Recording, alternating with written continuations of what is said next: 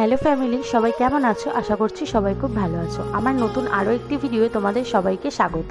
হ্যাঁ, সবার আগে বলে দিই, যারা ফেসবুক থেকে দেখছো তারা প্লিজ ফলো করে দিও, ফলো করে নতুন ভিডিওর জন্য পাশে থেকো।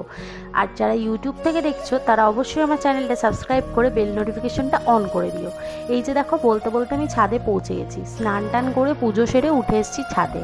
আর এই জিনিসগুলো মা সকালবেলা মেলে দিয়ে গেছিলো, তাই আমি এখন তুলে নিচ্ছি। তুলে নিয়ে এবার আমি আমার জামা কাপড়গুলো তুলে নেব।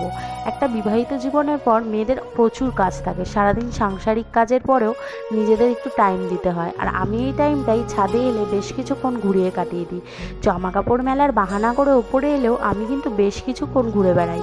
যদিও এই রোদ্দুরে আমি হাঁপসেদ্ধ হয়ে যাই, কিন্তু তবুও ঘুরতে ছাড়ি না, কারণ এই জায়গাটা আমার খুব প্রিয় একটি জায়গা। আর এই যে গাছগুলো দেখছো রোদে পুরো ঝলমল করছে, এই গাছগুলো আমার শ্বশুরমশাইয়ের হাতে তৈরি করা যত্ন আর ভালোবাসা দিয়ে তৈরি করা, যেটাকে আমি হয়তো খুব একটা